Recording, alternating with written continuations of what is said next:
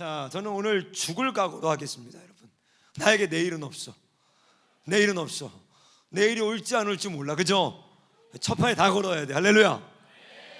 방주교회에서 수련을 하는데 첫날 잘 안 된 거예요. 이게 안 됐다라는 건 완전히 제 주관적인 느낌이에요. 내가 이제 목사로서 설교를 하면서 어떤 감각이 있거든요. 사람이 느끼는 것과 또 이제 다른데, 그래가지고 첫날 그러면 너무너무 괴로워요. 새벽에 일어나서 둘째 날은 12시까지 내가 방에서 무릎 꿇고 하나님이랑 씨름해서, 하나님 안 됩니다 이러시면 저 내보내시고 정말 망신 주시면 큰일 납니다. 하나님 이 수련에 도와주십시오. 붙들고 기도하고 매달리고 하나님께서 이튿날에는 큰 은혜를 주셨어요. 근데 여기 올 때는 다른 마음으로서 하나님 첫날부터 부어주셔야 됩니다.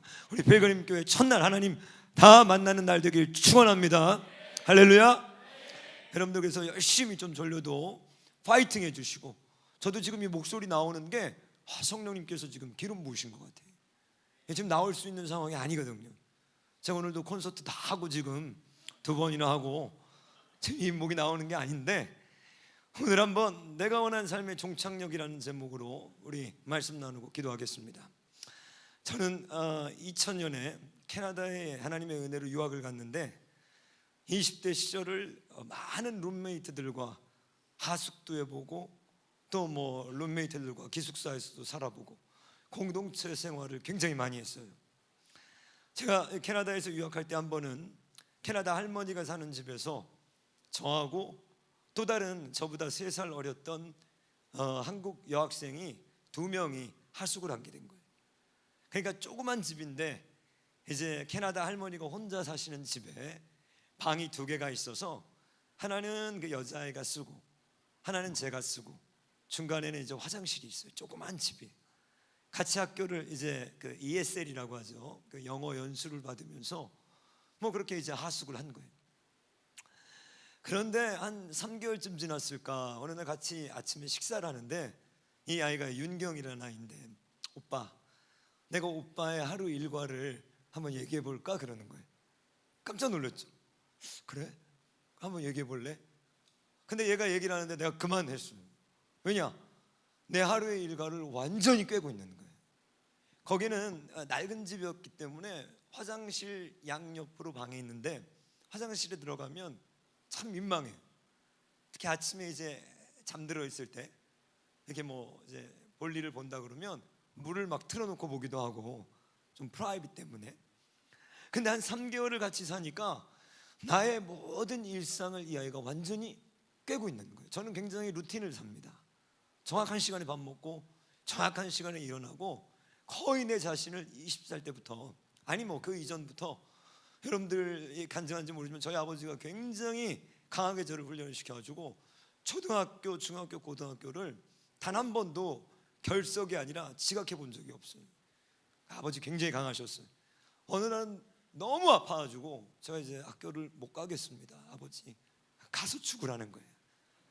우리 아버지 스파르타에 죽어, 가서 죽어. 그래가지고 뭐 결석을 안 하는 게 아니라 시간 약속에 늦는다든지 어떤 정확한 시간에 내 자신을 이렇게 훈련하면서 살았어요. 이게 목사가 되고 크리스천이 돼서 얼마나 내 삶의 유익이었는지는 나중에 알고 돌아가신 우리 아버지에게 너무 감사한 거예요. 근데 윤경이가 내 스케줄을 쫙 깨고 있는 거예요. 왜? 같이 사니까. 어느 날 제가 여행을 갔습니다. 여행을 가가지고 캐나다 동쪽을 쭉 여행하면서 윤경이한테 며칠 날 오겠다 하고 여행을 갔어요. 그리고 마침 할머니도 아들 본다고 캐나다 서부로 간 거예요. 그러니까 혼자 그 아이가 남아있던 거죠. 제가 여행을 하다가 하루 전날 돌아왔어요.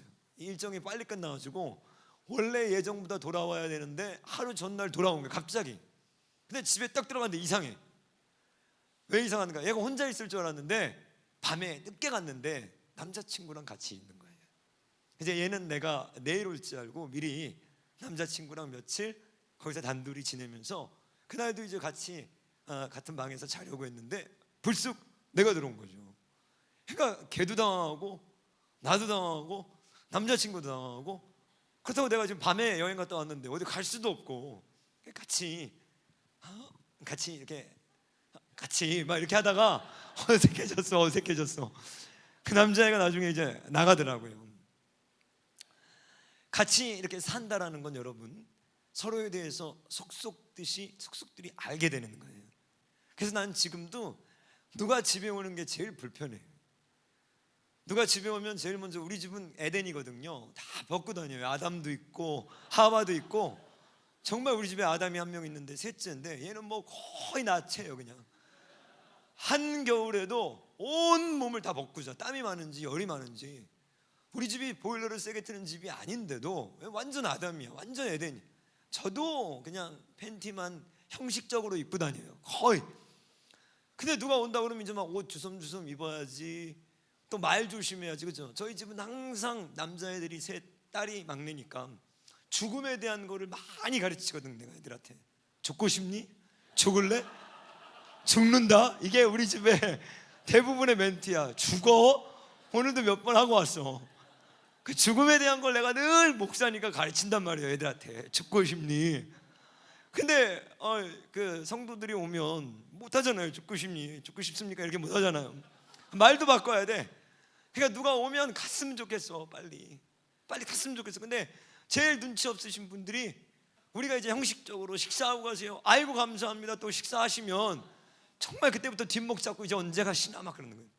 아, 같이 산다는 거는 정말 힘든 거구나.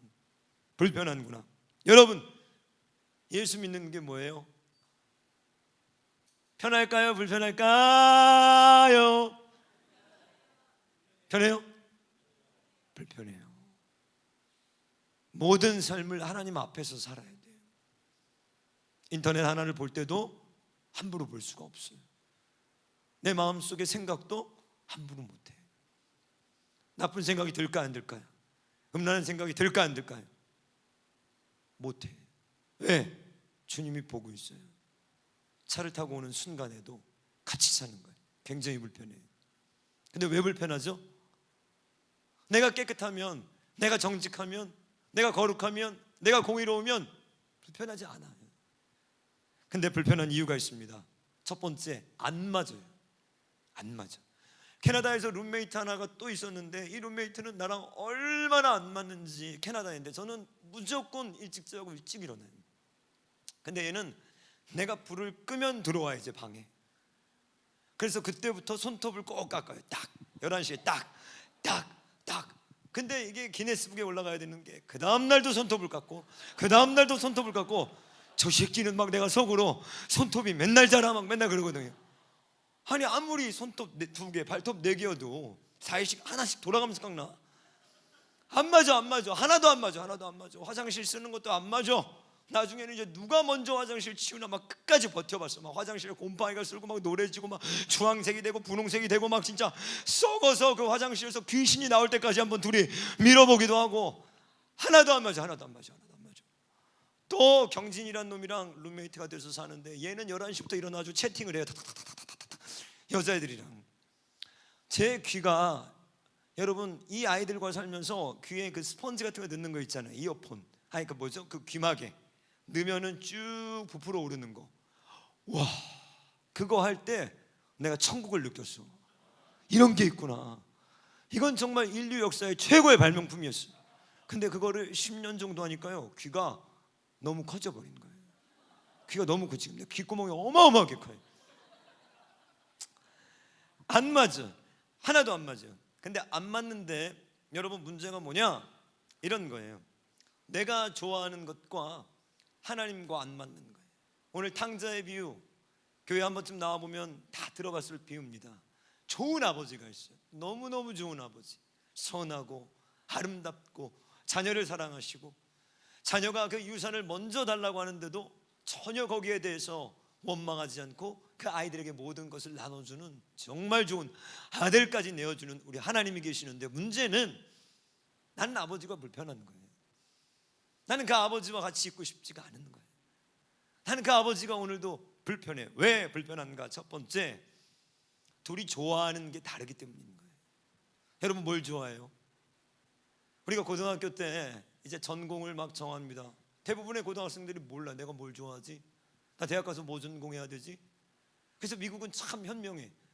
처음에 학부 들어올 때 전공 없이 들어옵니다. 그래서 공부하게 해요. 1년, 2년, 3년. 그리고 이제 3학년 때 전공 결정하게 하는 거예요. 대부분의 사람들은 내가 무엇을 좋아하는지 잘 몰라요. 어떤 걸 전공해야 될지. 마찬가지로 우리들은 많은 경우 교회 안에 있으면서 내가 무엇을 좋아하는지를 잘 몰라요. 잘 들여다봐야 돼요. 내가 진심으로 내 안에서 좋아하는 것이 무엇인지.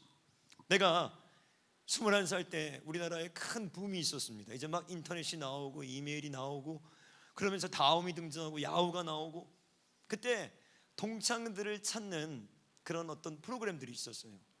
그래서 헤어진 동창들을 I Love School이라는 막 그 사이트가 유명해지면서 예전에 동창생이었는데 막 헤어졌던 사람들 이제 인터넷에서 찾아서 동창회를 하는 거예요.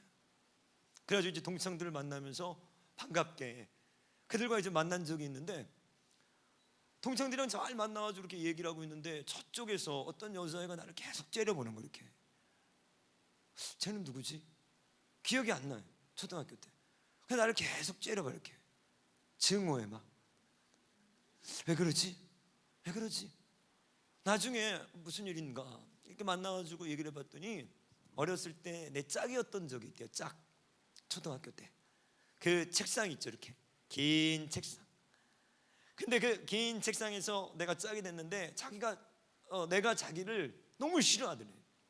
그리고 반에다가 금을 쫙 꺼놓고 넘어오면 막 때렸대. 자루 막 넘어오지 말라고. 왜 그랬을까? 못생겼다고. 넘어오지 말라고. 그런데 짝을 바꿔줍니다. 바꿔요. 또 바꿔. 한 달 되면. 근데 어느 날은 이쁜 애, 내 기억이 나. 이쁜 애랑, 난 걔가 기억이 안 나는데 이쁜 애랑 짝이 됐어요. 그때는 선 그었을까 안 그었을까요? 손 잡고 공부해서 손 잡고. 이게 사람이에요. 이게 우리예요. 이게 내가 좋아하는 거예요. 이걸 보고 성경은 뭐라고 그러냐면 첫 번째로 안목의 정욕이라고 합니다. 내가 보는 것들, 내가 지금 무엇을 좋아하고 있는가, 우리 시선을 끄는 것들. 선악과를 왜 따먹었죠? 왜 하나님이 유일하게 금하신 것을 아담과 하와는 땄죠? 그게 너무나도 어떻게 보기에 탐스러웠고 매력적이었다는 거예요. 여러분, 우리는 본능적으로 무엇을 좋아하고 있는가? 육체의 정욕들을 좋아하고 안목의 정욕들을 좋아하는 거예요. 내 눈을 끄는 거, 내 몸을 끄는 거, 내 육체를 끼는 거. 나에게 처남이 있는데 84년생이에요. 이제 40 다 됐잖아요. 어느 날 그 처남 댁이 전화가 왔어요. 부부싸움 했다는 거예요. 왜 그러냐? 막 이혼할까 막 싸울까 막 난리. 왜? 처남이 몰래 레고를 샀다가 걸리는 거예요. 나이가 이제 40인데. 근데 레고 여러분 어떻게 숨겨? 레고가 조립하면 엄청 큰데, 그죠? 숨길 수가 없지. 그러니까 이제 닥달하는 거지. 이거 왜 샀냐? 응? 지금 몇 살이냐? How old are you? 막 물어보고. 야, 내가 이거 또 못 사냐? 열심히 일하는데 내가. 근데 여러분들 보세요. 키덜트라고 하죠. 키덜트. 우리나라의 키덜트 이 시장이 2021년에 1조 6천억이었어요.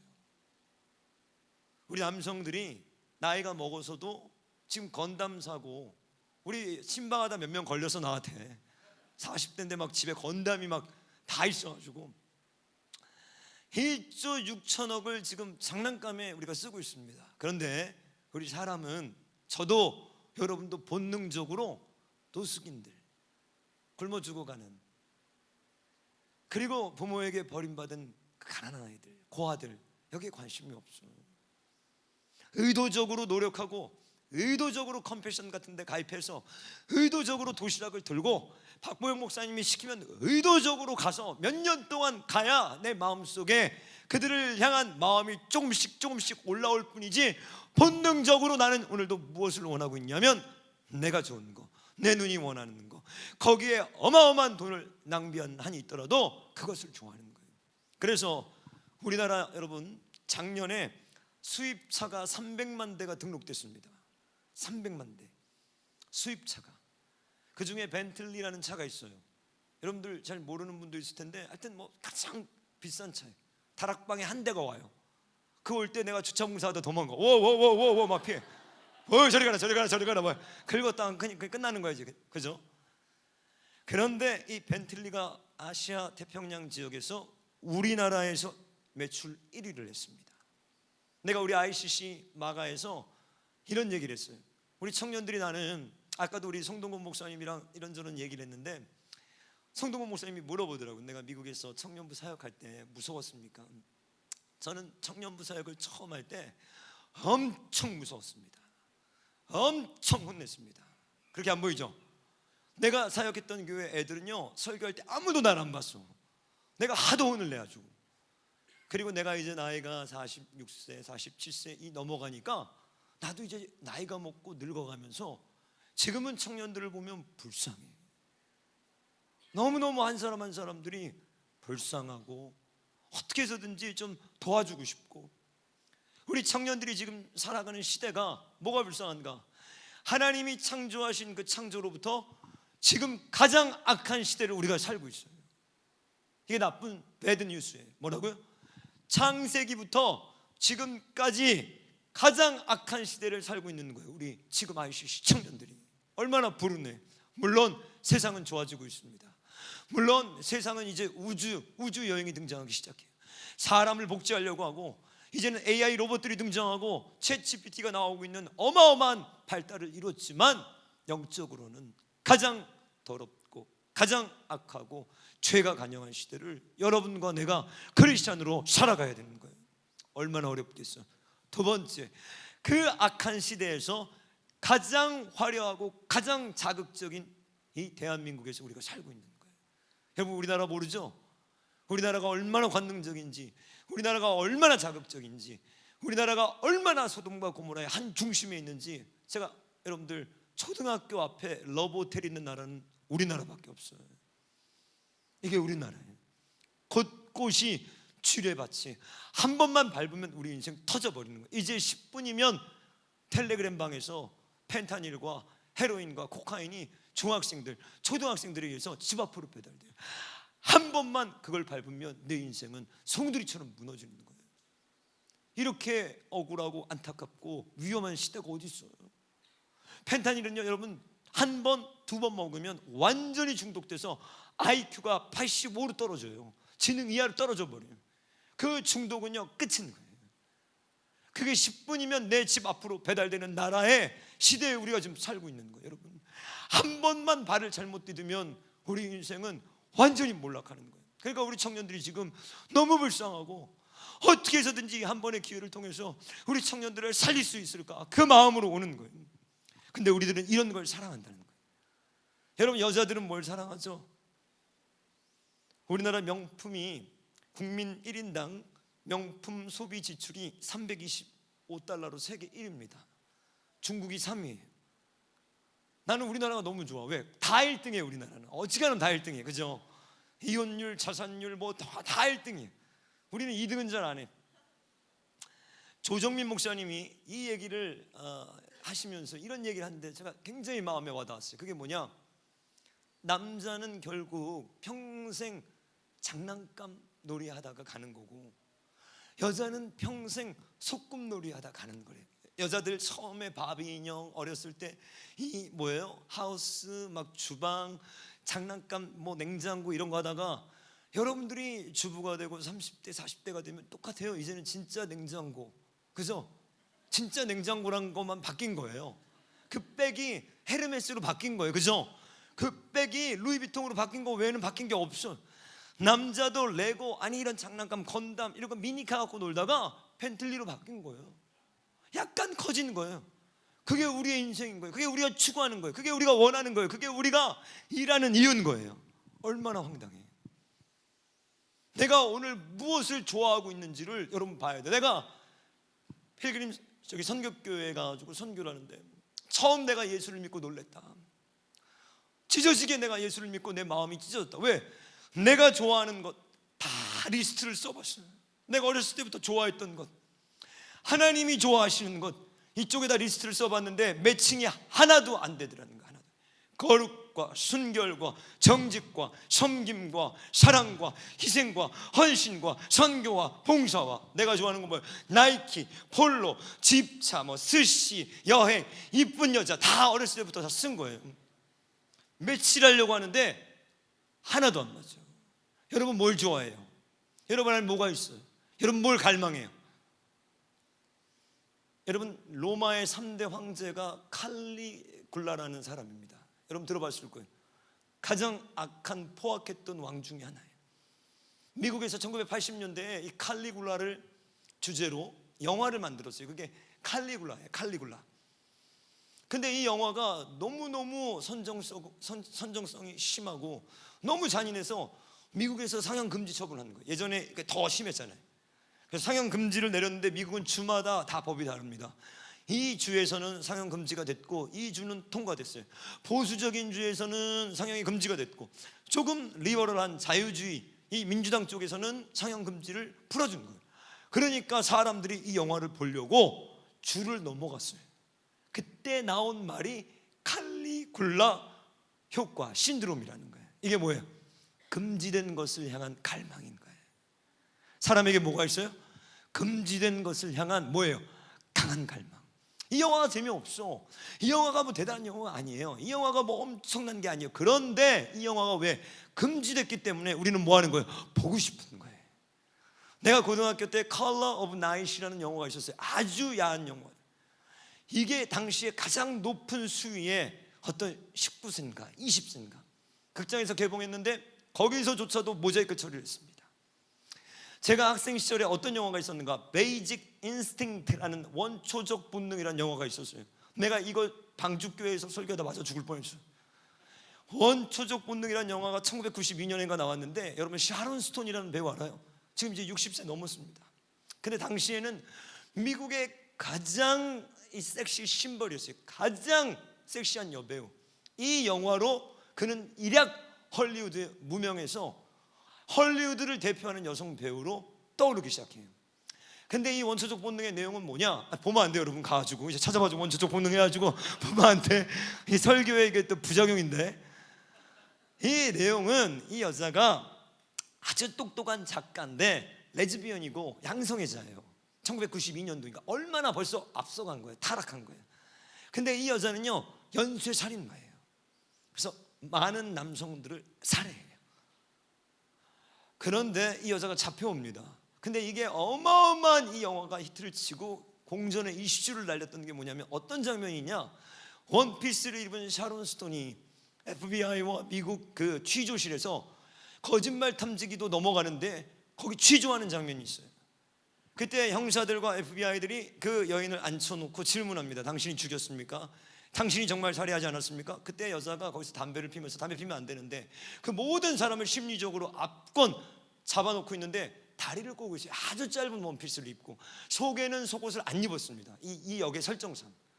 그때 이 여자가 이 모든 취조하고 있는 사람들을요 한 번에 어떻게 컨트롤하는가? 이 다리를 가만히 내렸다가 다시 반대로 바꿔요. 이게 당시 1992년에 모든 세계의 영화 팬들과 헐리우드와 모든 방송가를 강타한 거예요. 나도 그걸 보려고 그 다리를 이거 하다 맞아 죽을 뻔했어. 내 방주교회에서 돌 날라올 뻔했어. 막 진짜 맞아 죽을 뻔했어. 얘라 네가 목사냐 이런 분위기였어. 고등학교 때 여러분, 우리들도 그 다리 사이를 보려고 나만 그런 게 아니라 그 스태프들도 실제로 그 영화에서 진짜로 감독이 팬티를 입지 못하게 해서 정말로 찍혔고 그게 영화에서는 어느 정도 삭제가 됐는데 삭제되지 않은 판들이 나오기 시작하면서 패러디가 되고 우리나라에서 수많은 사람들이 그거에 열광했습니다. 왜요? 금지됐기 때문에. 우리는 뭘 갈망하고 있어요? 금지된 거. 하나님이 명백하게 금지된 선악과 동산의 모든 실과는 너희가 먹되 단 하나 이것은 금하고 먹지 말아라. 그게 우리를 자극하는 거예요. 그게 술일 수 있습니다. 그게 담배일 수도 있어요. 마약일 수도 있어요. 음란물일 수도 있어요. 하나님께서 이것만은 금지해 놓으셨는데 우리는 그 라인을 늘 넘어가는 거예요. 동성애가 시작됩니다. 양성애가 등장합니다. 소아핑이라는 거 여러분 알아요? 청년들 가운데서도 이러한 일들이 벌어지고 있어요. 그리고 마지막에 악마의 마약이라는 펜타닐이 등장하고 우리는 계속적으로 무엇을 갈망하고 있는가? 내게 금지된 것들, 반드시 하나님이 우리의 행복을 위해서 금지하고 있는 것들이 있는 거예요. 이건 왜? 하나님이 우리를 보호하고 있는 거예요. 하나님이 우리를 철저하게 보호하고 있는 거예요. 여러분, 저는 청년들뿐만 아니라 장년들 목회하는데 많은 부부들을 상담한단 말이에요. 음란물을 보는 남자들이 많이 있어요. 그 부부들이 와가지고 상담해요. 아내가 처음에는 민망하기도 하고 내버려둡니다. 근데 점점 남편이 음란물을 보면서 부부관계가 식어져 버려요. 왜 그럴까요? 그 음란물에서 보는 그 여성들의 자극적인 육체들을 보다 보면 내 곁에 있는 아내의 몸과 육체는 너무 시들어 버리는 거예요. 다른 것들을 동경하고 다른 것들을 꿈꾸는 거예요. 내가 미국에서 이 청년 사역을 하는데 어느 날 빅터라는 아이가 왔습니다. 빅터, 청년이었어요. 얘는 UC 버클리 나왔습니다. 의사예요. 아이가 아니죠. 이제 30쯤 된 의사입니다. 의사. 최고의 학부에서 가정의학과를 나와서 의사로 일하는 크리스찬입니다. 모태신앙이에요.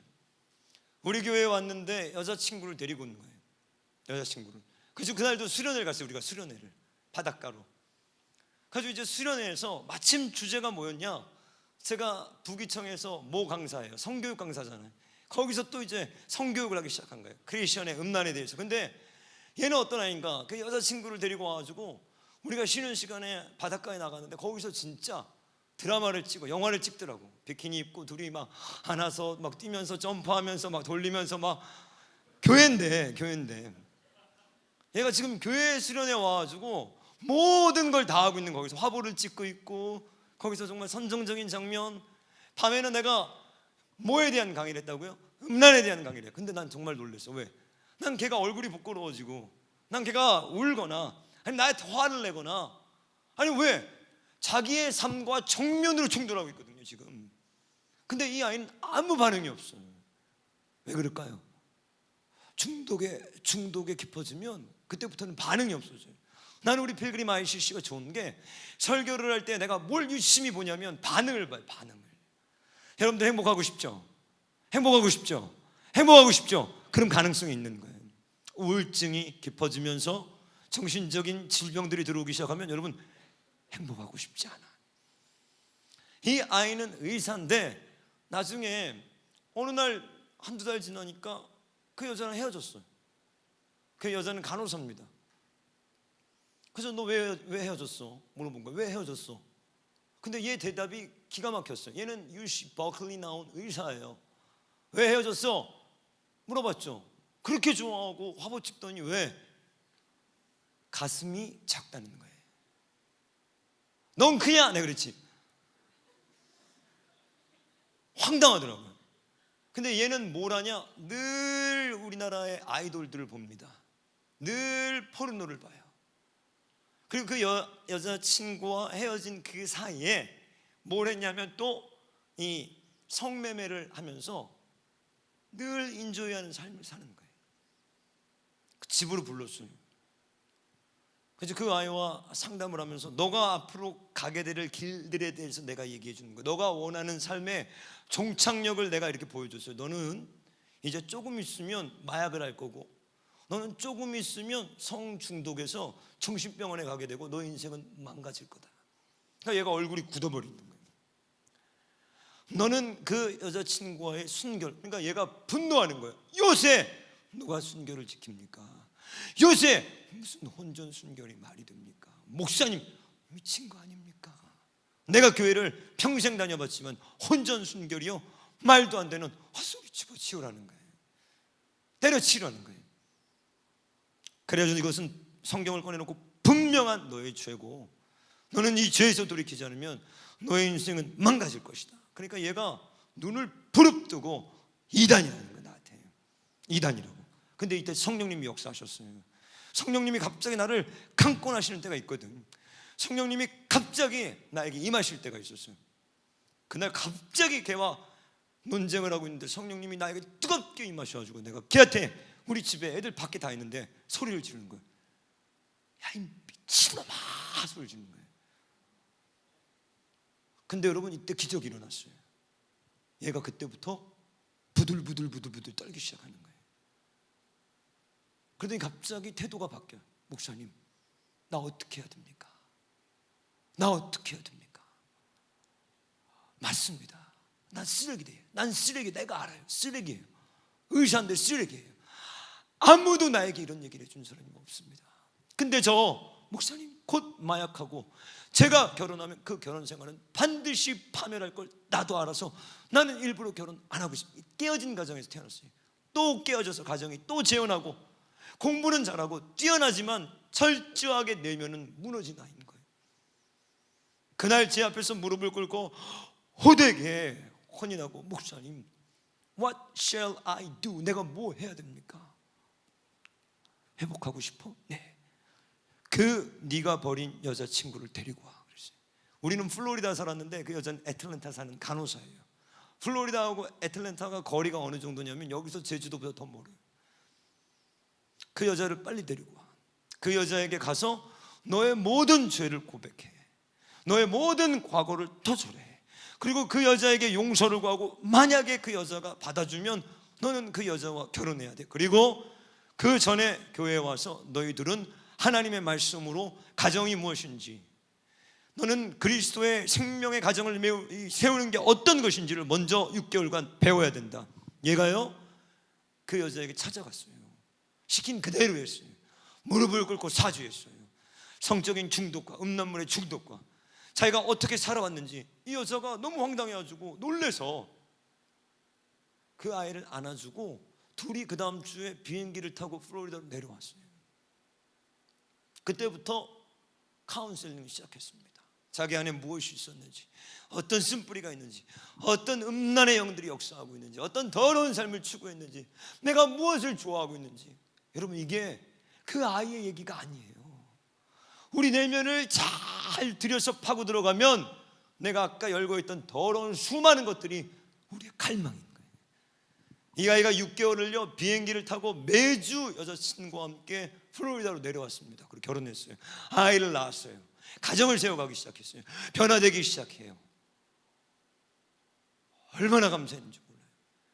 지금 그 아이가 어떻게 되었을까? 지금 몰라요. 근데 만약 그 아이가 지금 순종하고 지금 하나님을 따라가며 경외하면서 그 길을 걷고 있다면 그 가정은 든든하게 세워질 거예요. 그런데 만약에 옛 모습으로, 만약에 내가 버린 그것들을 다시 취하고 만약에 그 더러운 생활로 다시 돌아간다면 여러분 어떻게 될 것 같아요? 우리의 인생은 두 갈래 길밖에 없습니다. 내가 어떤 선택을 하느냐에 따라서 우리 인생은 너무너무나도 달라지는 거예요. 오늘 이 아들은 문제가 뭔가 아버지와 너무나도 다른 것들을 갈망하는 거예요. 그러니까 아버지 밑에 있지만 아버지는 불편한 거예요. 어떻게 해서든지 이 아버지를 피하고 싶은 거예요. 첫째 아들은 아버지 곁에 있어서 아버지를 떠난 적도 없지만 여전히 그의 마음속에서도 아버지는 부담스러운 존재인 거예요. 왜? 내가 원하는 것과 너무 다른 것을 원하시기 때문인 거예요. 여러분, 다르다는 게 꼭 나쁜 건 아니에요. 그런데 문제는 무엇인가? 주도권 싸움을 하는 거예요. 내가 결혼해 보니까 우리 아내랑은 너무 다른 거예요. 나랑 굉장히 많이 달라요. 저는 굉장히 루틴을 살아가는 스타일이고 우리 아내는 굉장히 자유주의자예요. 자유방임주의. 서로 삶의 라이프 스타일이 많이 달라요. 그런데 우리가 여행을 가면 나는 하나부터 끝까지 착착착착착착착착 시간 계산을 해서 맞아야 딱 되는 스타일이고 우리 아내는 그냥 떠날까? 떠나서 이제 즐기는 거예요. 어디로 가지? 막 이런 거예요. 동해 콜 막 이렇게 가는 스타일이고 나는 책을 사서 동해에 대한 먼저 공부를 하고 어디에 뭐가 있고 뭐가 맞아요? 다른 거잖아요. 근데 우리는 한 번도 트러블이 없었어요. 너무 행복하게 살았어. 왜 그랬을까? 우린 다른데, 우리 너무 다른데 왜 이렇게 잘 맞지? 왜 이렇게 행복하지? 맞춰주기 때문인 거예요. 다르지만 내 아내가 저를 잘 맞춰줬어요. 저를 잘 배려해줬어요. 정말 내가 맞춘 것도 있지만 내가 봤을 때 우리 아내가 거의 나한테 많이 맞춘 것 같아요. 그래서 큰 소리가 난 적이 없어요. 다툰 적이 없어요. 늘 우리 가정에는 peace, 평화가 있었어요. 자, 우리가 하나님과 다를 수 있습니다. 많이 달라요. 아주 달라요. 그런데 여러분들이 맞추면 누구에게 맞춰야 돼요? 하나님이 여러분에게 맞춰야 돼요. 여러분이 하나님에게 맞춰야 돼요. 거룩하게 맞춰야 돼요. 부정한 것으로 맞춰야 돼요. 어디에 맞춰야 돼요? 근데 우리는 뭘 원하고 있죠? 하나님이 내게 맞춰달라는 거예요.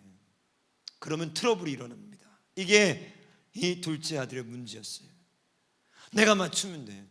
내가 닮아가면 돼. 내가 처음에는 하나님과 하나도 안 맞았어. 하나도, 정말 하나도 안 맞았어. 그래서 청년 때 기도하면서 하나님의 뜻을 막 구할 때 어떤 결론을 내렸냐면, 하나님의 뜻이 무엇인지 모를 때 내가 하고 싶은 거 다 반대로 하면 돼. 이게 하나님의 뜻인 거예요. 뭐라고요? 내가 하고 싶은 거 전부 반대로 하는 게 하나님의 뜻이었어요. 맞더라고요. 그런데 5년, 10년, 15년 주의 제자의 길을 걸어오면서 어느 순간부터인가는 주님과 내가 맞기 시작하는 거예요. 맞기 시작하는 거예요. 그때의 희열은 정말 말로 할 수 없는 거예요. 맞기 시작하는 거예요. 심지어는 내가 원하는 것을 하나님이 미리 예배해 놓으시기도 하시고, 내 마음에 하나님의 뜻, 하나님의 소원을 이루게 하시고, 그 기쁘신 뜻을 위하여 행하게 하시는데 놀라운 일들이 벌어지기 시작하는 거예요. 아, 맞아가고 있구나. 이제 하나님과 동행하는 데 있어서 그전처럼 그렇게 어렵게 완전히 다르지는 않구나. 여러분, 오늘 이 설교를 통해서, 오늘 이 수련을 통해서 여러분 내면에 숨겨져 있는 금지된 것을 향한 그 갈망들을 봐야 되는 거예요. 정직하게, 솔직하게, 진실되게 나는 무엇을 오늘 갈망하고 있는가. 성령의 충만이라면 반드시 하나님은 성령의 충만으로 응답하십니다. 그런데 내가 무엇을 갈망하는지를 모르는 게 많은 거예요. 심지어 여러분들 이 출애굽기를 보면 10계명에서 하나님이 10계명 중에 뭘 주죠? 내 이웃의 아내를 뭐라고요? 탐하지 말라는 거예요. 그 사람은 고대부터, 시작부터 심지어 금지된 다른 사람의 아내도 탐하는 거예요. 다른 사람의 남편도. 왜? 내가 좋아 보이면. 그게 우리 안에 뼛속까지 깊이 숨겨져 있는 거예요. 작년에 여러분들 강남 비키니 오토바이니어 있었죠? 아시죠? 강남에서 비키니 입고 남자 뒤에 타서 오토바이를 탔습니다. 그래서 경찰 조사를 받게 됐을 때, 경찰 조사 받으러 갈 때는 웨딩드레스 입고 나갔어요. 이 여자애가 굉장히 무서운 아이인 거예요. 제가 이때 이것을 아주 주목했습니다. 왜? 이거는 사인이에요. 사인. 무슨 사인? 우리나라가 지금 동성애가 이렇게 됐을 때, 우리나라가 지금 마약이 이렇게 들어올 때 어떤 그 전에 사인이 있어요. 몇 번의 사인이 있어요. 시발점이 있다는 거예요. 갑자기 퍽 하는 게 아니에요. 그때 그 사인을 무시하면 어느 순간인가 그게 보편화돼 버리는 거예요. 마약이 올라와 버리고 있고, 지금 9월 9일 또 인천에서 이 퀴어들이 축제한다고 하는데 이게 막 밑에서 올라오는 거예요. 그런데 이 아이가 비키니를 타면서 왜 문제냐는 거예요. 내 몸, 이 더운 여름에 내가 원하는 것, 자유라는 거예요. 자유. 저는 이것을 아주 유심히 봤어요. 그 아이의 몸매를 유심히 본 게 아니라, 이게 앞으로 우리나라의 영적인 청년의 분위기와 우리나라에 등장하게 될 중요한 죄악의 시발점이라고 나는 본 거예요. 그런데 내가 방주교회 가서 이 설교를 했어. 그런데 내가 살떨리는 일이 뭐냐면, 어제 그저께 강남에서 4명의 여자가 비키니를 입고 또 오토바이를 탔습니다. 뭐라고요? 4명이. 처음에 몇 명이었어요? 1명이. 그 다음에 몇 배요? 4배가. 그 다음에 몇 명이요? 100명이. 그 다음에 몇 명이요? 10만 명이. 이건 거예요. 이게 죄예요. 가볍게 보면 안 되는 거예요. 왜? 이 사람들을 많은 사람들이 따라갈 거예요. 왜? 자유. 우리가 뭘 원해요? 오늘 탕자가 왜 아버지를 떠나죠? 프리덤. 내가 원하는 건 뭐예요? 아버지의 잔소리가, 내가 애를 낳으니까 애가 3살인데도 부모 말을 듣기 싫어해요. 잔소리로 여겨. 그게 하나님과의 관계에서도 우리 안에 뼛속까지 박혀 있어가지고 오늘 탕자는 꿈을 꿉니다. 무슨 꿈을 꿔요? 아버지로부터 독립하는 거. 왜? 아버지의 잔소리를 더 이상 듣고 싶지 않은 거예요. 뭘 원하는 거예요? 자유인 거예요. 이걸 자유라고 사단은 속여서 우리들에게 유혹을 던지고, 우리들은 그것을 냉큼 받아먹는 거예요. 그래서 자유로워야겠다. 선악과도 따는 거예요. 하나님의 주권도 멸시해버리는 거예요. 왜? 자유롭고 싶으니까. 내가 비키니를 입으면 비키니를 입고, 내가 오토바이를 타면 오토바이를 타고 싶고, 내가 원하는 여자가 있으면 유부녀여도 취하고. 왜? 자유. 그런데 여러분, 마귀는 무서워요.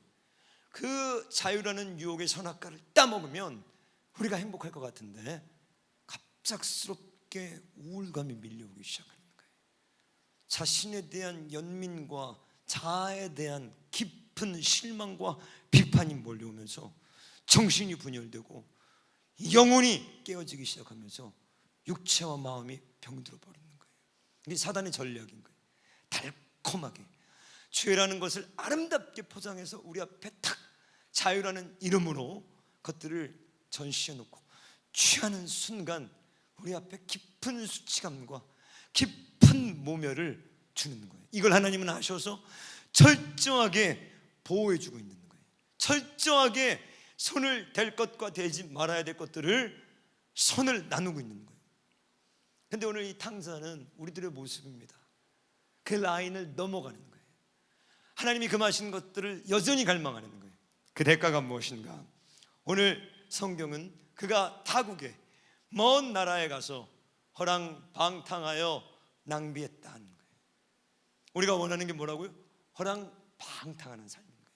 내 육체가 원하는 거, 먹고 싶은 걸 먹고 술 취하고 내 육체가 원하는 성적인 욕망을 추구하고 살아가고 싶고, 그러다가 결국 인생이 뭐예요? 다 낭비해버리는, 이게 사단의 전략인 거예요. 우리나라가 지금까지 코로나를 통과하면서 코로나 백신에 구입한 비용이 7조입니다. 전부 수입했어요. 우리나라는 백신을 못 만들죠. 아직 만드나요? 7조. 그런데 계산을 잘못했어요. 유통기한이 지나가지고 폐기 처분한 코로나 백신이 2조가 넘어요. 여러분 안 놀라네요? 이게 다 우리들의 혈세와 세금인 거예요. 여러분들이 낸. 왜 처음에 계산을 좀 정확하게 해서 2조 원이라는 어마어마한 돈을 우리가 세이브할 수 있는데 왜 이것 낭비했을까? 얼마나 안타까워. 얼마나 안타깝냐. 내가 이런 예를 많이 들어요. 어느 날 집에서 이렇게 방 정리하다가 봉투들을 이제 뭐 정리하고 버리고 막 이렇게 정리하는데 봉투에 5만 원짜리가 있었던 거예요. 그래서 뺐어요. 또 있어서 뺐어요. 그리고 이거 봉투를 찢었어요. 이제 4번으로 찢어서 버리는데 우리 딸이 옆에서 보고 있다가 아빠 왜? 그 5만 원 있었어 그러는 거예요. 에이 없었어 뺐어. 아니야 5만 원 있었어. 에이 없다니까. 봐봐 쓰레기통에서 딱 열어서 딱 그러는데 5만 원이 다 찢어져 있는 거예요. 우리 딸을 손을 잡고 국민은행으로 뛰었어. 질주했어. 질주.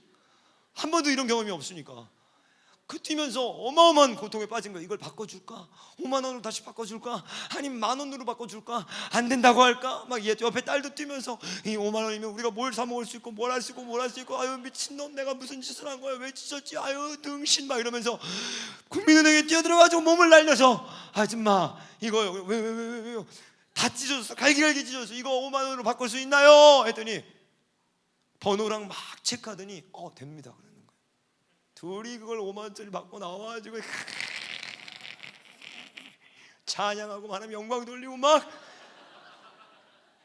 그런데 내가 어처구니가 없는 거예요. 5만 원에도 이러는데 여러분 오늘 하루를 어떻게 살았습니까? 젊음을 낭비하고 있지 않나요? 젊음, 그 매력적인 젊음, 그 아름다운 젊음. 여러분들이 찡그리고 있다면, 여러분들이 우울하다면 젊음에게 사과해야 돼요. 여러분들이 공황장애가 있고 여러분들이 낙담해 있고 염려해 있다면 여러분들은 젊음의 사표를 써야 되는 거예요. 왜? 젊음만 있다면, 그 패션만 있다면. 나는 여러분들을 볼 때 어쩜 이렇게 다 이쁜지 모르겠어. 피부도 어쩜 이렇게 좋아. 젊음만 있다면 뭘 못해요 여러분. 무슨 실수가 두려워, 무슨 실패가 염려가 돼. 내가 우리 청년들에게 얘기하는 것 같아요. 젊었을 때는 excuse, 변명하거나 핑계대거나 그럴 이유가 하나도 없어. 왜? 아직 전반전도 안 끝났어요. 아직 경기 중이에요. 아직 전반 20분도 안 지난 거예요. 어마어마하게 많은 시간들이 남아있어요. 지금 파이팅하고 얼마든지 실패해도 되고. 여러분 인생에 3가지 악, 인생에 3대 악이 있어요. 그게 뭔지 알아요? 첫 번째가 중년에 배우자를 잃는 것. 살다가 중년에 자기의 배우자를 잃어버렸을 때, 이게 첫 번째. 두 번째가 뭔지 알아요? 젊을 때 성공하는 것이에요. 이게 인생의 악이라는 거예요. 여러분 젊을 때 성공하고 싶잖아요. 여러분 젊을 때 성공한 사람들이 부럽잖아요. 여러분 그 이상민이라는 사람 알죠? 가수. 그 사람이 젊었을 때 성공했습니다. 청담동에 막 100억짜리 빌딩, 그리고 기획사를 찾아서 수많은 가수들을 키워내고 어마어마한 사업과 엔터테인을 하기 시작했는데 빚더미에 눌리면서 그가 어떻게 되는가? 10여 년에 걸쳐서 그 빚을 다 탕감했다는 거예요. 근데 이 사람에게 어느 날 인터뷰를 했어요. 당신의 인생에 무엇이 가장 큰 후회입니까? 그가 이렇게 얘기했어요. 젊었을 때 성공했다는 거예요. 너무 이른 나이에 성공하니까 돈의 가치, 세상의 가치, 이거에 대한 가치를 모두 잃어버리는 거예요. 여러분, 젊을 때는 실패하라고 있는 거예요. 매일매일 실패해도 괜찮아. 그것들이 나중에 어마어마한 여러분들의 자산이 되는 거예요. 나는 내 아이콘이 뭐야? 좌절의 아이콘이에요. 좌절의 아이콘. 나는 우리 부모님이 1살 때 이혼했어요. 1살 때 헤어졌어요. 지질하게 가난했어요. 가난. 중학교 3학년 때부터 신문을 돌렸어요. 안 해본 아르바이트가 없어요. 여러분 해봤어요? 여러분 배추 날라봤어요? 여러분 양말 받아 팔아봤어요? 여러분 평화시장, 동대문 평화시장에 가가지고 옷감을 사다 팔아봤어요? 여러분 캐나다에 가가지고 대구가 들어오면 그 대구를, 베트남에서 들어오는 대구들을 옮겨본 적이 있어요? 수도 없이 많은 실패를 했어요. 목회를 하면서도 실패를 했어요. 목회를 하면서도 쫓겨났어요. 잘생겼다고 쫓겨내는 그런 교회가 어디 있어? 목사는 잘생겨도 안 되구나. 얼굴을 때리고 머리도 뽑고 탈모를 막 하고 일부러 옷도 거지 같은 거 입고 다니고 막. 그래서 겨우 여기까지 온 거예요. 죽어버리고 싶더라고. 자살하고 싶더라고. 삶을 포기하고 싶더라고. 왜? 너무너무 안 되니까. 난 그때 알았어요. 사람은 왜 자살하는가? 자살하는 사람들은 여러분 어려워서 자살하는 게 아니래. 자살하는 사람은 소망이 없어서 자살하는 거예요. 난 이게 무슨 말인지 알아요. 힘들어서 죽는 게 아니에요. 언제 죽는 줄 알아요? 소망이 없을 때인 거예요. 호흡. 나는 그래서 너무나도 이게 내 마음에 와닿는 게, 우리는 날마다 뭘 먹고 살아요? 소망을 먹어야 돼. 그 소망을 먹어야지만 살 수 있는 거예요. 그 소망은 어디서 나와요? 세상에서 안 나와요. 세상에서 여러분들 보면 그 소망은 나오잖아요. 절망이 나와요. 여러분들에게 나와서 여러분들에게 나오지 않아요. 여러분들 보면 여러분들은 좌절할 거예요. 여러분들 부모에게서 나옵니까? 그러지 않아요. 소망은 어디서 나와요? 하나님께로 나와요. 로마서 5장 환난은 연단을, 연단은 인내는 소망을 이루는 줄 알미니라. 소망이 부끄럽지 아니함은 하나님이 너에게 부어주신 성령으로 말미암음이니라 하는 거예요. 성령이 우리 안에 오시면 뭐예요? 소망을 불어넣어 주시기 시작해요. 우리에게 소망을 막 밀어주시는 거예요. 근데 성령이 계시지 않은 사람들은 그 소망에 근원이 없는 거예요. 무엇을 믿고 무엇을 의지하고 어디를 바라보면서 살아가는 거예요. 그런데 우리 그리스도인들은 날마다 마음속에서 소망이 샘솟습니다. 그러나 우리가 그리스도의 생명에서 떨어지면 인생을 오늘 탕자처럼 전부 낭비하고 사는 거예요. 낭비해버립니다. 저는 양준혁이라는 이 프로야구 선수를 굉장히 좋아했습니다. 이 사람 등치가 커요. 달리기도 느려요. 그런데 아주 유명한 국내 3할 타자였어요. 최고의 타자 중에 하나였어요. 그런데 이 사람의 특징은 뭐냐? 땅볼을 치던 파울볼을 치던 무슨 볼을 치던 1루까지 전력 질주하는 거예요. 전력 질주하는 그 모습이 얼마나 멋있어 보이든지, 심지어 그는 은퇴 경기에서도 땅볼을 치고 마지막 볼을 쳤을 때도 전력 질주했어요. 그가 이 시대의 많은 프로야구 선수들에게 일침을 날렸습니다. 전력 질주하지 않는 자들은 프로가 아니라는 거예요. 여러분 전력 질주해야 돼. 지금 전력 질주할 때야. 넘어지면 다시 일어나서 전력 질주해야 돼. 슬퍼할 때가 아니에요. 우울할 때가 아니에요. 낙담할 때가 아니에요. 무엇을 위해서 전력 질주해야 됩니까? 오늘 탕자는 아버지를 떠나는 것에 전력 질주하는 거예요. 내 욕망을 위해서, 내 탐욕을 위해서, 내 탐심을 위해서. 그 대가가 뭐였죠? 허랑방탕하고 인생을 다 낭비해버리고 그에게 마지막 주어진 것은 쥐염 열매였다는 거예요. 돼지를 치는 일, 유대인들이 가장 천하게 여겼던 그 일, 유대인들이 경멸했던 부정한 짐승인 돼지, 그 돼지가 먹는 사료였던 쥐염 열매, 그 열매를 먹을 수밖에 없는 밑바닥 인생으로 떨어진 거예요. 누가? 하나님의 아들이.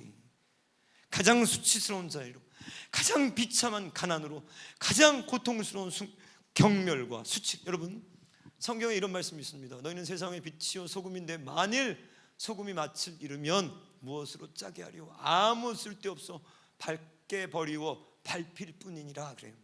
자, 소금이 맛을 잃으면 쓸데가 없죠. 소금으로 뭐 할 거예요? 공기할 거예요? 아니요, 할 수가 없어요. 소금은 맛을 잃어버리게 되는 순간 버려져서 밟힌다는 거예요. 나는 이 말씀이 언제 깨달아졌는가? 내가 처음 교회를 섬겼을 때 그 교회를 섬기던 곳에 전도사님이 이 40일 기도도 하고 목사님의 아들이었는데 아주 유명한 알코올 중독자입니다. 전도사인데 감옥에도 여러 번 들어갔어요. 아주 조직폭력 그 주먹계에도 있었고, 하루는 이분이 또 이 기도하고 예수님을 믿는 것처럼 하시다가 제 버릇을 못 주고, 이게 중독이 이렇게 무서운 거예요. 이게 술이 이렇게 무서운 거예요. 술을 퍼마시고 교회 온 거예요. 교회 1층에 상가가 있었는데 그 상가에 가게집이 있었습니다. 그 가게집에 와가지고 또 문을 열고 술을 퍼마시기 시작한 거예요. 이분은 어마어마하게 등치가 커요. 교도소에서 씨름 왕이었어요. 정말 힘으로 말하면 아무도 이길 수 없는 사람이에요. 그 가게의 주인이 당연히 시비를 걸었죠. 왜 돈도 안 내고 술을 먹는가? 싸움이 붙었습니다. 당연히 이 사람이 이기죠. 당연히 이 전도사님이 이깁니다. 그런데 이 모습을 보고 있던 많은 사람들이 분노해서 달려들어서 이 사람을 밟은 거예요. 나는 그때 마태복음 이 5장 말씀이 내 머리를 스쳤어요. 이거구나, 정말 밟히구나. 우리 그리스도인들의 삶은 두 가지밖에 없어요. 존귀한 빛의 삶, 세상이 감당할 수 없는 삶, 세상에 머리가 되고 꼬리가 되지 않는 삶, 모든 세상이 두려워하는 삶, 다니엘과 요셉과 하나님을 경외했던 사람들이 걸어갔던 그 길, 아니면 발로 밟히는 비참한 초라한 삶인 거예요. 난 그거 알아요. 내가 목사지만 죄를 범하고, 내가 목사지만 음란하고, 내가 목사지만 거짓말하고, 내가 목사지만 간음하면 그때부터는 내 인생은 마지막까지 밟히는 일밖에 없는 거예요. 하나님 공평하십니다. 하나님 공평하셔요. 우리가 뿌린 대로 반드시 거둘게 되는 거예요. 오늘 이 탕자는 축복입니다. 무엇이? 돼지가 먹는 쥐염 열매를 먹을 수밖에 없게 되는 것이 축복이에요. 왜? 요나가 하나님의 말씀에 불순종했을 때 바다에 던져버려요. 고래 뱃속에 들어갑니다. 그게 축복인 거예요. 왜? 거기서 뭐 할 수 있기 때문에? 돌이킬 수 있기 때문에. 쥐염 열매를 여러분들 먹어봤어요? 쥐염 열매 먹어봤어요? 괴테가 뭐라고 그랬죠? 눈물 젖은 빵을 먹어보지 않은 사람과 인생에 대해서 논하지 말라, 유명한 말을 했어요. 인생에 대해서 눈물 젖은 빵, 눈물의 빵, 그 실패와 밑바닥에서 내가 목사가 돼서 하나님께 감사한 게 있었어요. 그게 뭐냐면, 어렸을 때 집이 가난했다고 그랬잖아요. 집이 가난하니까 가난한 사람의 마음들을 알겠더라고요. 그런데 우리 집안에 많은 사람들이 암으로 투병하시고, 저희 누나 뭐 제가 많이 간증했잖아요. 하반신이 마비돼서 내가 중학교 때부터 우리 누님의 대소변을 받아내는 게 정말 오늘 이 탕자의 쥐염 열매와 정말 지옥과 같은 밑바닥 인생이었어요. 내가 사춘기 때 중학교 올라가는데 뭘 해야 되냐면, 병원에서 자면서, 병원에서 학교를 다니면서 그 조그만 나무 보호자 의자에서 자면서, 누나가 아프면 일어나가지고 병 간호하고, 오줌 싸면 팬티와 옷을 갈아입히고, 침대 시트를 갈고, 몸을 움직일 수 없는 그 누이의 이 하체 밑에 넣어서 대소변을 빼낼 때, 그때의 기분은 정말 비참했어요. 여러분, 누군가의 대소변을 받아내고 싶어요? 정말 못 견디는 괴로움이. 어느 날 우리 누나가 몸이 많이 좋아졌어요. 처음에 다쳐가지고는 이 허리에 척추를 여러 번 열어서 여기다 큰 철심을 박아놔가지고 6개월 동안 움직이지도 못하는 거예요. 움직이지도 못한 상태에서 몸은 불어납니다. 그럼 전부 넣어가지고 대소변을 빼내줘야만 되는 거예요. 아무것도 못해 누워만 있으면. 그러다가 수술이 2차 수술이 맞춰지고 조금씩 거동을 하기 시작하면서 휠체어에 타게 된 날이 있었어요. 여러분, 우리는 너무나도 많은 것을 감사해야 돼. 우리는 너무나도 많은 것을 받아서 우리 청년들 부탁할게요. 아침에 일어나서 내가 우리 필그림 우리 청소년부 3번 연달아서 지금 수련회를 인도한 그런 강사입니다. 제가 그런 사람이에요.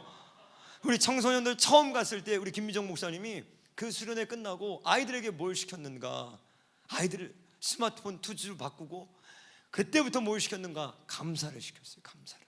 자, 여러분 보십시오. 저는 아침에 일어나면 그냥 너무나도 오랜 시간 습관이기 때문에 아침에 딱 일어나자마자 주님 이렇게 일어나요. 이건 너무나도 오래 한 거기 때문에 내가 정말 주님을 갈망하던 갈망하지 않던 내 습관과 아무 상관없이 그냥 일어나면 주님으로 시작해. 주님에게 얘기하면서 시작해요.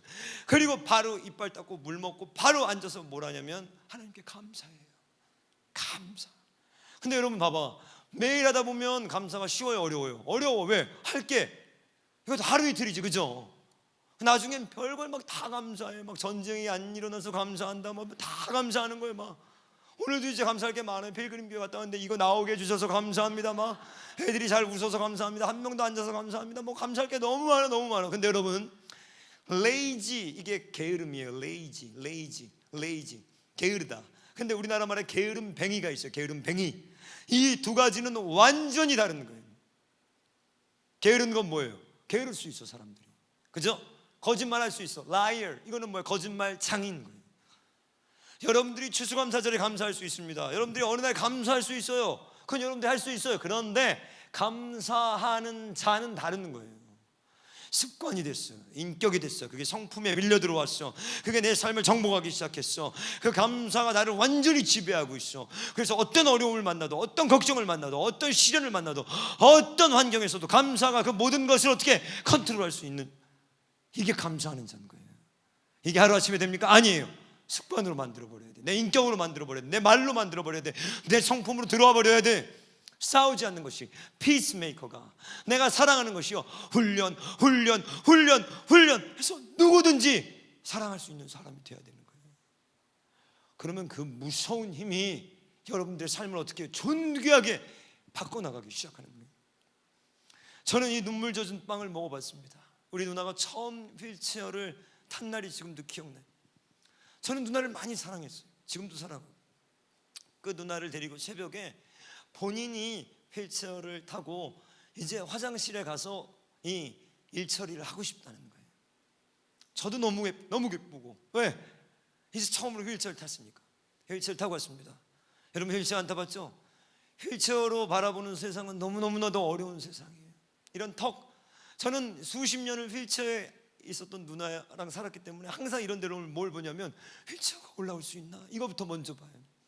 식당에 가서 재수 없다고 우리를 쫓아내는 사람들도 있었고, 나가라고 하는 사람들도 있었고. 여러분 휠체어에 있으면요, 앉아있잖아요. 이렇게 앉아있는단 말이에요, 평생. 그럼 뭐가 보여요? 여러분 뭐가 보이는 줄 알아요? 다른 사람의 어디가 보일까요? 하체가 보여요. 엉덩이가 보여요. 사람이 어떻게 돼요? 사람을 보려면 이렇게 봐야 돼. 항상 평생 어디를 보고 살아요? 밑을 보고 살아요. 그러니까 자존감도 어떻게 돼요? 낮아져 있어요. 슬퍼요. 무시당해, 괄시당해. 그 쥐엄열매인 거예요. 그 밑바닥인 거예요. 그 누나를 데리고 화장실에 갔습니다. 새벽 1-2시쯤 됐던 것 같아요.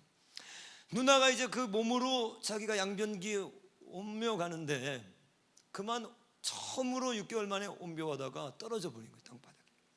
거기는 오물이 묻어있고 소변이 묻어있는 더러운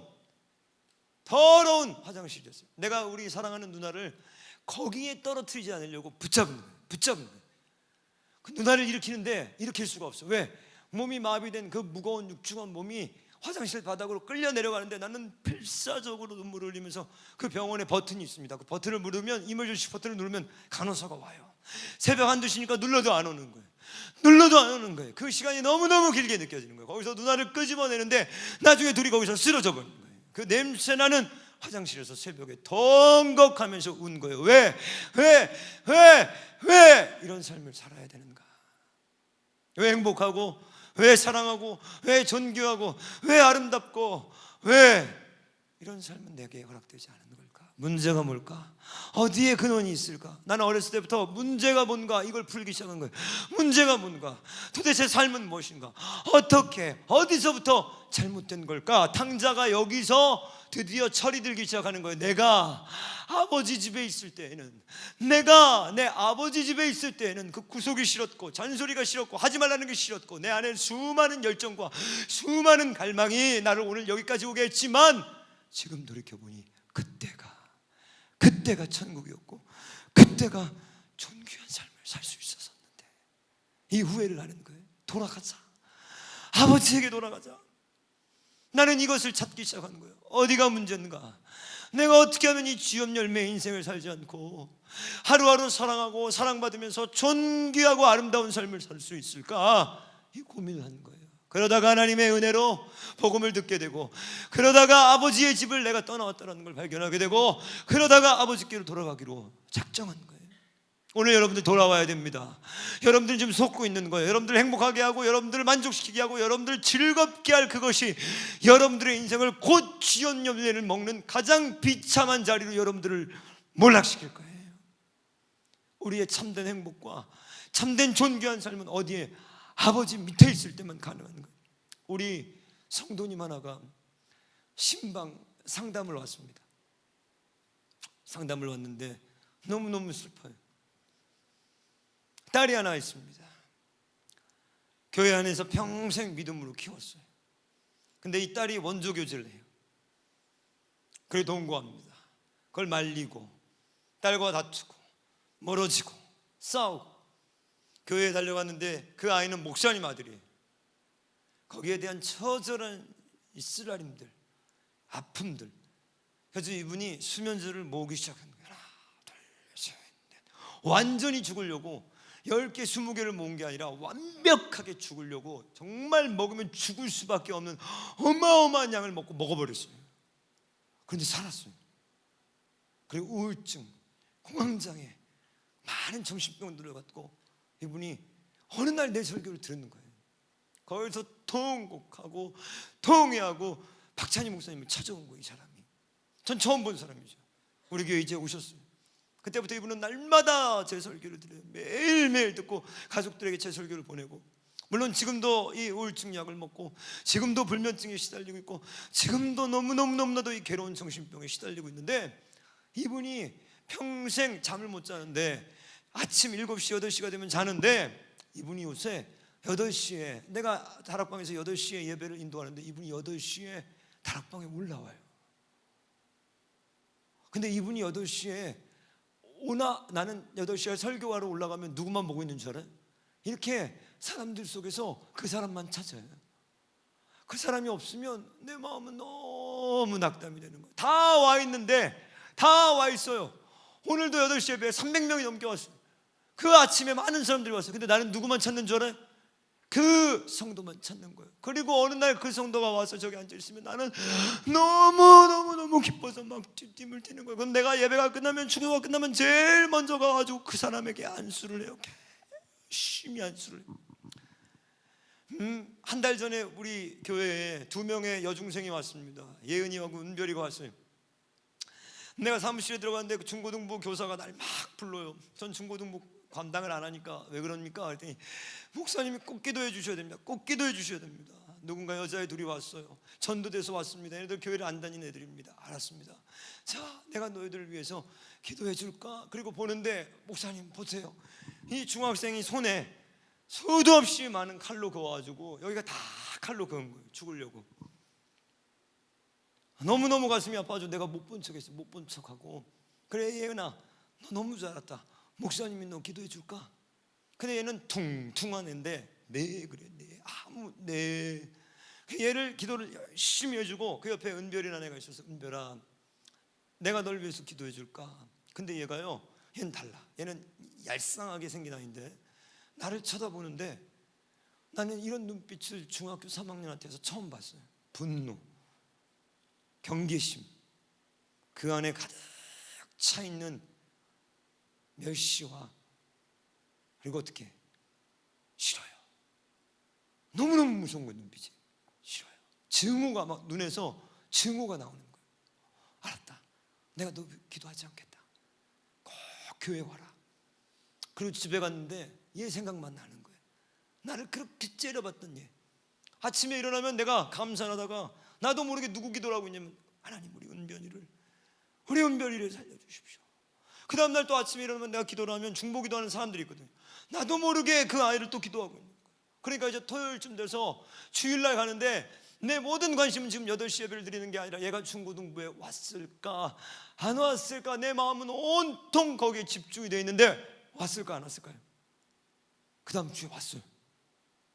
그런데 내가 나도 모르게 내가 그 은별이한테 정말 여기 탕자의 아버지처럼 뛰어나간 거예요.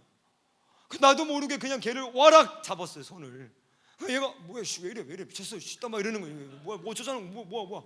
걔는 때리는 줄 알아. 내가 꽉 잡고 나도 모르게 내 안에서 뭐라고 탁 터졌냐면, 잘왔다, 목사님이 너를 너무 기다렸다. 여러분, 그때 이 아이의 눈빛이 어떻게 변하는 줄 알아요? 막 떨려. 눈물이 글썽하면서 막 떨려. 왜지? 왜 나를 반겨주지? 왜 내게 이렇게 하는 거지? 나는 그때 너무 말하고 싶었어. 너무 내 안에서 다음 주에 또 이 아이가 올까 안 올까, 또 올까 안 올까, 왔을까 안 올까. 왔어. 와가지고 이번에도 내가 뛰어나가서 얘를 와락 잡고 찾았다. 얘 눈빛이 어떻게 돼 있을까요? 얘가 12시 중고등부 예배를 드리고 3시에 내가 ICC 설교한다고 남아서 3시 예배 맨 앞에 앉아가지고 계속 졸면서 예배를 또 드렸어요. 기도를 2번 받았어요. 눈빛이, 무장이 막 해제되는 거예요. 내가 그 아이에게 해주고 싶은 얘기가 있었어요. 그게 내가 오늘 여러분들에게 해주고 싶은 얘기인 거예요. 여러분, 이게 전주하세요? 아니에요. 이게 지금 난주하는, 난 그 아이에게 얘기해주고 싶은 거 아니에요. 넌 지금 예수님을 보고 있는 거야. 내가 아니라 내 안에 예수가 너를 이렇게 사랑하고 있는 거야. 그 성도가 왔을 때 내가 왜 8시에 그 성도를 기다리면서 막 점핑을 하면서 그 성도를 좋아하는 줄 알아? 이건 내가 아니란 거예요. 그 사람들은 몰라요. 저 목사님 왜 날 좋아하지? 저 목사님 왜 날 반기고 있지? 아니야.